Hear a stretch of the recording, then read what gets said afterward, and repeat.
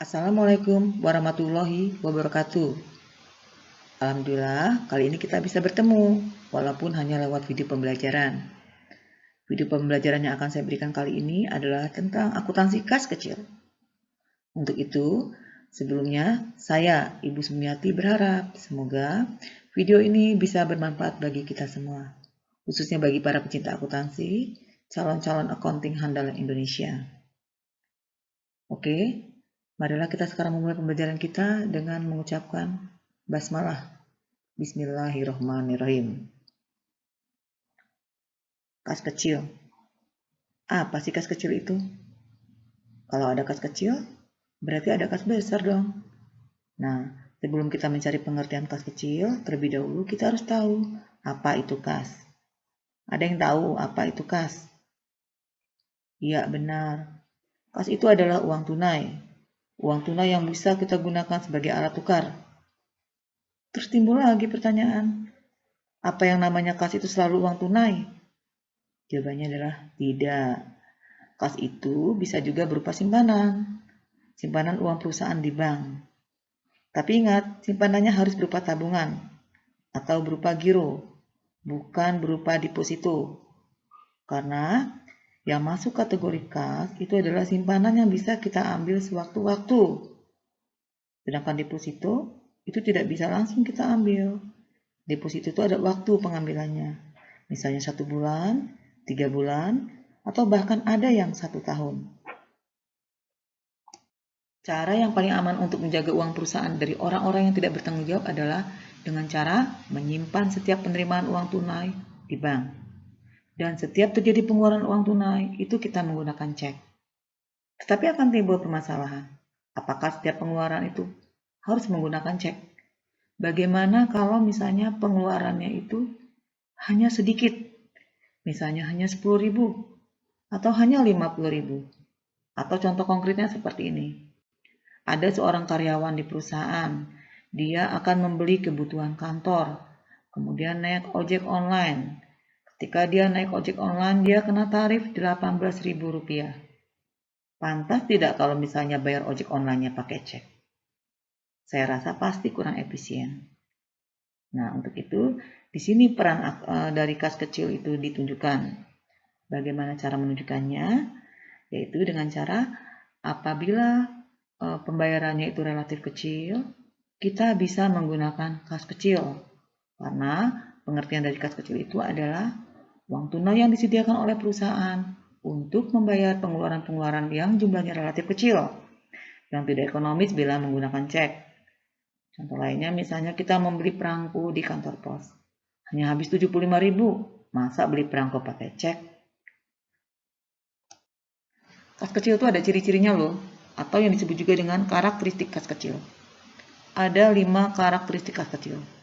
Yang pertama, kas kecil itu dipakai untuk membiayai pengeluaran yang sifatnya rutin dan nominalnya kecil.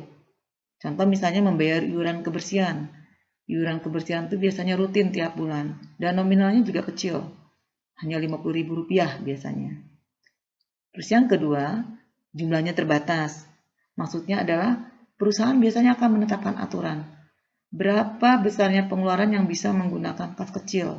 Jadi di sini perusahaan akan menetapkan aturan maksimal pengeluaran yang bisa menggunakan kas kecil. Kalau misalnya maksimal aturan yang ditetapkan perusahaan sebesar 500.000 yang bisa menggunakan kas kecil, terus terjadi pengeluaran lebih dari 500.000, berarti tidak bisa lagi menggunakan kas kecil. Di sini kalau lebih dari 500.000 berarti perusahaan harus menggunakan cek. Yang ketiga, kas kecil itu disimpan di tempat khusus di perusahaan. Bisa di brankas, bisa di lemari, bisa juga di laci meja yang ada kuncinya. Yang keempat, kas kecil itu dipegang oleh petugas khusus, bukan kasir, bukan juga sekretaris. Ada petugas khusus yang memegang kas kecil. Jadi sebaiknya jangan double-double job deh. Dan yang kelima atau yang terakhir, pengisian kas kecil itu biasanya dilakukan secara rutin. Bisa 1 bulan sekali, bisa 1 bulan 2 kali, bisa juga 1 bulan 4 kali, tergantung dengan perusahaannya. Ingat ya, yang namanya akuntansi itu pasti akan selalu bertemu dengan analisis dokumen transaksi dan pencatatannya. Untuk kas kecil, itu ada dua metode pencatatan kas kecil. Yang pertama adalah metode dana tetap, atau yang disebut juga dengan impress fund system. Terus yang kedua adalah metode dana tidak tetap, atau yang disebut juga dengan fluctuation fund system. Untuk itu, saya akan membahasnya satu persatu. Yang pertama adalah metode dana tetap atau impress fund system. Dalam metode dana tetap, besarnya saldo kas kecil itu akan selalu tetap, sesuai dengan saldo yang telah ditentukan. Pengisian kembali itu biasanya akan disesuaikan dengan jumlah kas kecil yang telah dikeluarkan. Nah, kalau perusahaan menggunakan metode ini, petugas kas kecil tidak perlu melakukan pembukuan akuntansi. Dia tidak perlu mencatat pengeluaran kas kecil ke dalam jurnal. Tetapi, ketika terjadi pengeluaran kas kecil, petugas kas kecil itu sebaiknya mencatatnya ke dalam yang namanya buku kas kecil. Tujuannya, ketika nanti petugas kas kecil akan melakukan pengajuan pengisian kembali kas kecil, itu sudah ada data-data untuk apa saja kas kecil itu dikeluarkan. Yang kedua adalah metode dana tidak tetap atau fluctuation fund system. Dalam metode dana tidak tetap, besarnya saldo kas kecil itu akan selalu berubah-ubah sesuai dengan kebutuhannya. Nah, apabila terjadi pengeluaran kas kecil, itu petugas kas kecil harus melakukan pembukuan. Jadi setiap terjadi pengeluaran kas kecil, itu petugas kas kecil harus mencatatnya ke dalam jurnal. Oke, sekarang kita akan melihat bagaimana cara pembukuan antara metode dana tetap dan metode dana tidak tetap. Ya, yang pertama adalah untuk transaksi pada saat pembentukan dana kas kecil. Pada saat pembentukan dana kas kecil, ini metode dana tetap dan metode dana tidak tetap ini membuat jurnal. Bunyi jurnalnya adalah sama. Bunyi jurnalnya kas kecil bertambah di debit, kas berkurang di kredit. Kemudian yang kedua, pada saat pemakaian dana kas kecil. Ketika terjadi pemakaian dana kas kecil, metode dana tetap tidak membuat jurnal. Tetapi di metode dana tetap akan mencatat pengeluaran kas kecil ke dalam buku kas kecil. Sementara metode dana tidak tetap akan mencatatnya ke dalam jurnal. Bunyi jurnalnya, beban-beban di debit, kas kecil berkurang di kredit. Terus yang ketiga, pada saat pengisian kembali kas kecil. Ketika terjadi pengisian kembali kas kecil, metode dana tetap akan mencatatnya ke dalam jurnal beban-beban untuk apa saja kas kecil dikeluarkan di sebelah debit, kas berkurang di kredit. Sementara metode dana tidak tetap ini mencatat untuk pengisian kembali kas kecilnya, kas kecil bertambah di debit, kas berkurang di kredit. Yang keempat, apabila kas kecil dianggap terlalu kecil. Kalau kas kecil dianggap terlalu kecil, ini petugas kas kecil bisa meminta penambahan jumlah kas kecil. Ketika terjadi penambahan jumlah kas kecil, maka jurnal yang dibuat, baik itu metode dana tetap maupun metode dana tidak tetap adalah sama.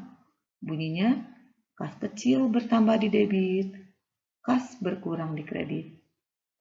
Kemudian yang terakhir, apabila kas kecil dianggap terlalu besar, maka di sini petugas kas kecil bisa mengajukan pengurangan kas kecil. Kalau seperti ini, jurnal yang dibuat metode dana tetap maupun metode dana tidak tetap sama bunyinya, yaitu kas bertambah di debit, kas kecil berkurang di kredit sebesar berapa pengurangannya. Oke, sekarang kita memasuki contoh pencatatan transaksi metode dana tetap maupun metode dana tidak tetap.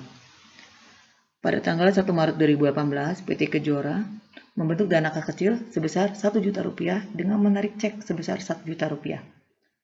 Terus transaksi yang berhubungan dengan kas kecil selama bulan Maret, yaitu tanggal 2 ada pembelian perlengkapan kantor Rp90.000, tanggal 7 pembayaran biaya angkut pembelian Rp50.000, tanggal 10 pembayaran biaya listrik dan air Rp220.000, tanggal 12 pembayaran telepon Rp125.000, dan tanggal 15 pengisian kembali kas kecil sebesar Rp485.000. Ini perintahnya, buatlah yang pertama jurnal yang diperlukan. A. Untuk metode dana tetap, B. Untuk metode dana tidak tetap. Terus perintah yang kedua, buatlah buku kas kecil. Kalau kita melihat contoh soal ini, apabila kita akan melakukan pencatatan ke dalam jurnal yang pertama, yang mesti kita ingat, Di metode dana tetap, ketika terjadi pengeluaran kas kecil, kita tidak perlu melakukan pencatatannya ke dalam jurnal. Sementara kalau di metode dana tidak tetap, itu kita wajib mencatat ke dalam jurnal. Jadi kalau seperti ini, maka untuk metode dana tetap, untuk tanggal 2, 7, 10, dan 12, ini kita tidak membuat jurnal. Sementara di metode dana tidak tetap, itu membuat jurnal. Berikut ini adalah pembukuan yang dilakukan oleh PT Kejora apabila PT Kejora menggunakan metode dana tetap. Pembukuan yang dilakukan adalah yang pertama pada saat pembentukan dana kas kecil, dan yang kedua adalah pada saat pengisian kembali dana kas kecil. Ketika terjadi pengeluaran kas kecil, PT Kejora tidak perlu membuatnya ke dalam jurnal. Jadi ketika tanggal 1, pada saat pembentukan dana kas kecil, jurnal yang dibuat oleh PT Kejora adalah kas kecil bertambah di debit, kas berkurang di kredit, masing-masing Rp1.000.000. Tanggal 2, 7, 10, dan 12 terjadi pengeluaran kas kecil. Di sini PT Kejora tidak perlu membuat jurnal. Tanggal 15, pengisian kembali kas kecil. Maka pencatatannya di debit adalah beban-beban untuk apa saja kas kecil dikeluarkan. Jadi ada beban perlengkapan kantor bertambah di debit Rp90.000, beban angkut pembelian bertambah di debit Rp50.000, beban listrik dan air bertambah di debit Rp220.000, beban telepon bertambah di debit Rp125.000, kas berkurang di kredit Rp485.000. Pembukuan yang akan dilakukan oleh PT Kejora apabila menggunakan metode dana tidak tetap. Di sini, jurnal yang dibuat adalah pada saat pembentukan dana kas kecil, di tanggal 1, jurnal yang dibuat, kas kecil bertambah di debit, kas berkurang di kredit senilai Rp1.000.000. Terus tanggal 2, ketika terjadi pembelian perlengkapan kantor senilai Rp90.000, jurnal yang dibuat oleh PT Kejora adalah beban perlengkapan kantor bertambah di debit, kas kecil berkurang di kredit, masing-masing Rp90.000. Kemudian di tanggal 7, ketika terjadi pengeluaran kas kecil untuk beban angkut pembelian senilai Rp50.000, jurnal yang dibuat oleh PT Kejora adalah beban angkut pembelian di debit, kas kecil berkurang di kredit, masing-masing Rp50.000. Di tanggal 10, PT Kejora mengeluarkan uang untuk pembayaran beban listrik dan air dengan menggunakan kas kecil senilai Rp220.000. Maka jurnal yang dibuat oleh PT Kejora adalah beban listrik dan air di debit, kas kecil berkurang di kredit senilai Rp220.000. Di tanggal 12, PT Kejora membayar biaya telepon senilai Rp125.000. Maka jurnal yang dibuat, beban telepon bertambah di debit, kas kecil berkurang di kredit senilai Rp125.000.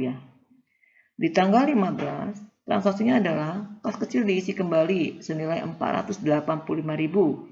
Maka jurnal yang dibuat oleh PT Kejora adalah kas kecil bertambah di debit Rp485.000, kas berkurang di kredit senilai Rp485.000. Berikut ini adalah buku kas kecil yang dibuat oleh PT Kejora. Kolom-kolom yang dibuat, tanggal, nomor bukti, kolom keterangan, penerimaan untuk mencatat penerimaan kas kecil, pengeluaran untuk mencatat pengeluaran kas kecil, perkiraan yang didebit. Ini ada kolom perlengkapan, ada kolom beban listrik dan air, dan serba-serbi. Apabila terjadi pengeluaran kas kecil, ini pencatatannya harus diimbangi dengan perkiraan yang didebit. Jadi kalau melihat contoh di atas, tanggal 1, ketika terjadi pembentukan dana kas kecil, berarti PT Kejora menerima uang, masuk ke kolom penerimaan, 1 juta. Ketika tanggal 2, dibeli perlengkapan kantor, PT Kejora mengeluarkan uang senilai Rp90.000. Makanya masuk ke kolom pengeluaran, sama akun yang didebitnya ke kolom perlengkapan kantor, masing-masing Rp90.000. Kemudian tanggal 7, dibayar beban angkut pembelian. Ini masuk ke kolom pengeluaran, dan perkiraannya didebitnya masuk ke kolom serba-serbi, masing-masing Rp50.000. Kemudian pembayaran beban listrik dan air, masuk ke kolom pengeluaran Rp220.000, diimbangi dengan perkiraan yang didebit, masuk ke kolom beban listrik dan air, senilai Rp220.000. Kemudian tanggal 12, pembayaran beban telepon, masuk ke kolom pengeluaran dan serba-serbi, masing-masing Rp125.000. Tanggal 15, pengisian kembali kas kecil sebesar 485.000. Berarti di sini PT Kejora menerima uang, masuk ke kolom penerimaan. Setelah selesai, ini kita jumlahkan. Jumlah penerimaannya adalah 1.485.000, jumlah pengeluaran 485.000, jumlah perlengkapan kantor 90.000, jumlah beban listrik dan air 220.000, dan serba-serbi 175.000. Apabila ada pertanyaan, berapa saldo kas kecil di tanggal 15 Maret, maka cara mencarinya adalah dari total penerimaan dikurangi dengan total pengeluaran. Jadi tanggal 15 Maret akhir itu jumlah saldo kas kecil itu adalah senilai 1 juta rupiah, berasal dari 1.485.000 dikurangi dengan 485.000 rupiah. Berdasarkan contoh di atas, apabila pada tanggal 15 Maret 2018 pengisian kembali kas kecilnya bukan 485.000 tetapi 500.000, maka di sini berarti terjadi penambahan nilai kas kecil karena PT Kejora hanya mengeluarkan uang kas kecil senilai 485.000 rupiah, tetapi diisinya 500.000. Logikanya di sini kas kecil bertambah senilai 15.000 rupiah. Nah, jurnal yang dibuat apabila menggunakan metode dana tetap adalah beban perlengkapan kantor bertambah di debit 90.000, beban angkut pembelian bertambah di debit 50.000, beban listrik dan air bertambah di debit 220.000, beban telepon bertambah di debit 125.000, kas kecil bertambah di debit 15.000, kas berkurang di kredit 500.000. Sementara kalau metode dana tidak tetap, itu pembuatan jurnalnya, kas kecil bertambah di debit, kas berkurang di kredit senilai 500.000. Alhamdulillah selesai juga video pembelajaran dari saya. Semoga materi tentang akuntansi kas kecil ini mudah dipahami. Sampai bertemu pada video pembelajaran berikutnya. Saya tutup. Wassalamualaikum warahmatullahi wabarakatuh.